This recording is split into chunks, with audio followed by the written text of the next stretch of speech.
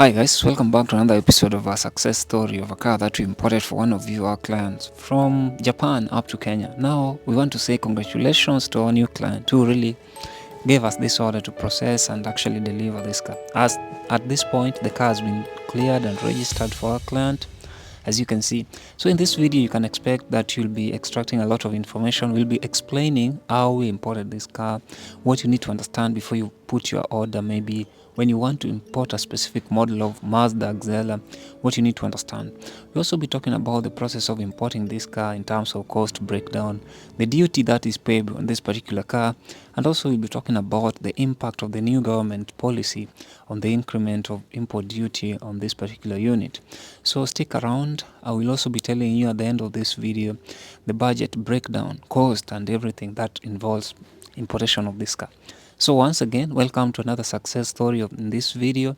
But before we continue, please like the video so that other people can also get to watch this video. You got a smile that makes the sun rise. So guys, before I tell you the process of importing this car, you need to understand highlights of this particular car we are talking about. The car we are looking at is a Mazda AXela 2016. AXela is also known as Mazda 3 in other markets outside Japan. So you need to understand before you place your order that AXela is available in quite a number of variants and fuel types. So you get AXela that is 1500cc like this one, that is petrol. There's a 1500cc that is diesel. There's a 2000cc petrol. There's a 2000cc hybrid. There's a 2200cc that is turbocharged diesel. So you have quite a number of engine options to choose for AXela. So is Mazda 6 or the Mazda AXela. So there's a small brother, just a brother to Mazda AXela. But one thing you need to understand is that you can either get a hatchback or maybe a saloon or sedan that we are looking at. So depending on your preferences. Now, let me bring you up to speed. The document that you are showing on the screen is what is called the auction sheet. This is a very important document that most buyers are not aware of, but this document is given in every car that is imported from Japan, whether they were bought from auction, because in Japan, cars that are bought from auction have to go through inspection. So why is it important? I think this is not the video to talk about this particular document, but we'll dedicate a whole video to talk about the auction sheet. So just to highlight what it contains, the auction sheet is able to show you the condition of the car. Like this car had some scratches we were able to see before you purchase the car, just small scratches that can be fixed. In the auction sheet, you can also see the grade of the car. Cars are graded, and we'll talk about the auction sheet in another video. You're also able to see the genuine mileage of the cars recorded in the auction. Now, the Mazda AXela drives great. I drove this car for some time before we could hand it over to the new owner. Something that I liked about is the modernity inside this particular Mazda. By the way, Mazda has really upped its game in terms of the interior practicality and stuff like that. The tech pack, the blind spot monitoring system, and adaptive headlight system have quite a number of stuff inside the interior of the Mazda. So I drive a BMW, so when I was driving this car, the center console of the Mazda AXela actually borrows greatly from the BMW's iDrive. So hapo katikati you can see that they're trying to come up with those knobs like the one for Mercedes or the BMW iDrive. You get the modernity and the practicality that you cannot really get in the Toyota Equal. So AXela competes with the likes of, maybe talk about Toyota Auris, talk about Subaru Impreza, Golf MK7 and stuff like that. But this is not a video to review the car. What you need to understand is that the car is very, very good, but also the downside is what we call now the ground clearance. This car comes with a ground clearance of about 5.3 inches. That is too low. That is a clearance just like the one for Subaru Levo, if I'm not wrong. And therefore, for you to actually navigate quite a number of bumps, you need to really go horizontally as you and the agent ndo uvuke bumps. But that was the downside in terms of consumption. Gari ilikuwa inakunywa kama 20 km per liter, but if you really want a good AXela in terms of fuel economy, you can go for the hybrid that is a 2000cc. So guys, enough, because this is not the video to review the car. I know most of you are waiting for how much, what was the process of importation, how long did it take, and this is the part of video that I want to answer that question on. Now, the process starts by actually you placing your order, and when you place your order, it's not immediately. You get in touch with us, you tell us, look, let's focus, I want to import an AXela. So then, before you import AXela or you place your order, you need to understand a few things. That every variant or every model of AXela price is not the same. So that auction sheet that I showed you has an important determinant factor on the price of the trim of the AXela that you're going to really import. So you check at the grade, and also whether it's a diesel, whether it's a petrol, and whether it is a hatchback or a sedan. That particular information is very important, especially when the cars arrived in Kenya, because my friend, you'll be surprised what KRA will slap you with. So if you see somebody driving AXela, don't think that they paid the same amount of money with any other person. So go down, check, do you want a hatchback? Hatchback duty is more expensive than the sedan duty, and therefore even the cost, because the hatchback is called the sports, but the government is a bit unfair, because me, I feel these cars are just the same cars. Why is it that they're charging more duty on the AXela, that is a hatchback, than this one? Anyway, enough of ranting. So after placing your order, now we buy the car. So we buy the car from auction, and auction buying takes some time, by the way. It's not immediately. So place your order this week, we bid on a car. If we win the car, we take the car for shipping. If you don't win the car and you've deposited some money, because we deposit some money for you to bid a car in auction, we wait for the coming car next time, because cars come from Monday to Saturday in auction in Japan. So if you put your money like 200,000, 300,000 there, bid, just bid, then that money forms part of the total cost of the car when you finally buy the car. Now enough of that. Now after buying the car is being inspected, certificate of roadworthiness or COR is issued, and the car is now taken for shipping, and you have to book shipment first. The process is just straightforward, and by the way, we've done quite a number of videos that we've explained this particular phenomenon, so go and watch it. I've been feeling so small. Watch the clock ticking off the road. So guys, after the ship has been booked, I want you to remember that once you place your order, the ships do not really leave Japan immediately. So you have to be patient. So in terms of turnaround time, how long does it really take for this car to be shipped from Japan to Mombasa? Actually depends on the route of the ship and the schedule of the ship itself. Some ships take as long as maybe 45 days. Some people really take 28 days. So some cars come early. So if you're going to import a car with us, you need to give yourself like time, like just plan with it, like give yourself like a maximum 2 months, but it can come even within 30 days, 35 days.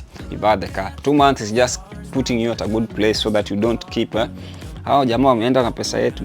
So another thing is that once the cars arrived at the port of Mombasa, you are expected to have some documents that we talked about last time that will able to help you clear the car. So that is what we do. So we have received these documents. If you have not checked, go and check our previous videos on the document that you should receive. But again, we'll sort you out with all this process, so no need to worry. Another thing is that as the person who is going to give us an order, we ensure that the car comes in your name and you're the consignee. So what makes that important is that when it comes to registration of the car, now the car is not being registered under Ruthless Focus Automobiles, but it's being registered under you as the customer. So then it means we are not going to transfer you for you the logbook later on. The logbook is going to be produced by your name. So that is the advantage of the car coming in your name. Now, in terms of what now we call now the cost. So how much did this car cost? Because that is what you guys are waiting for. I want to issue a disclaimer that sometimes when you decide to import cars, you may not necessarily be saving a lot of money. Sometimes you only import because maybe the quality of the car and the specific car that you want is not available locally. So this car we imported at around 1.85, and if you look at local prices, that is the price of a 2015 model. That is even a high mileage here. So I'm not saying it's the cheapest option so far right now, because imagine we had to adjust the budget of this particular car, because when we were importing this car, the government had not increased the import duty from 25% to 35%. So there was an increment like about 60,000 on this particular unit. So we had to communicate to our client and tell them, you know what, things are bad. Mambo imechemka. So we had to actually liaise with them, and they were very understanding, which I really appreciate, because you know we are in business, but you cannot make losses, and also you have to communicate to your clients accordingly. So this total car came to about 1.85. That is the total price of the car. But imagine the mileage was only 54,000. That is a good one. So things that affect the total price is the duty, is the grade of the car, is the color of the car, is the month of registration of the car, and stuff like that. So guys, I think that is something you need to understand. But again, now that the tax has been increased on cars are still going to be very, very expensive. And I want you to understand one thing, But if you cannot afford it fully, please just be patient, because your day will come. One step forward, 2 steps backwards, yeah. Immature lover who don't use big words, yeah. So before we finish the video, there's something I want to really remind you, that if you're going to import any AXela, please be so specific with the fact that you want to import the hatchback or the sedan, because that has a huge impact on the duty you're paying. Utalia, ukiweka tu AXela ukaona gari ni poa ukasema let's focus nilete hii hatchback. KRA is very, very funny. The reason the hatchback, that one, the sports, they say this is a sports model. But if you look at it, it's just the same car. They're telling you now pay more duty. Actually, a hatchback right now cannot land here with less than maybe 1.95 or 1 or 2 million. But this particular one, if you're planning to import a sedan right now, with the increment in duty from 25% to 35% import duty, you are able to actually import this car from 1.85 or 1.88. This car in Mombasa is being sold for 1950, so you are likely to save just 100,000 when you really import this car. So the advantage of importing such small cars is maybe the specific car that you're looking at and you get it. Now, just to wind up the video again, I want to remind you that by the end of this year, we will not be importing 2016 anymore. So chances are the government has increased taxes, and kama serikali inataka tuendelee kutembea kama mfugo, the government want us to walk like livestock forever. Because why would you increase import duty and you're not supporting the local assemblers, people, and even the local assemblers in Kenya do not have the capacity to really serve the Kenyan market.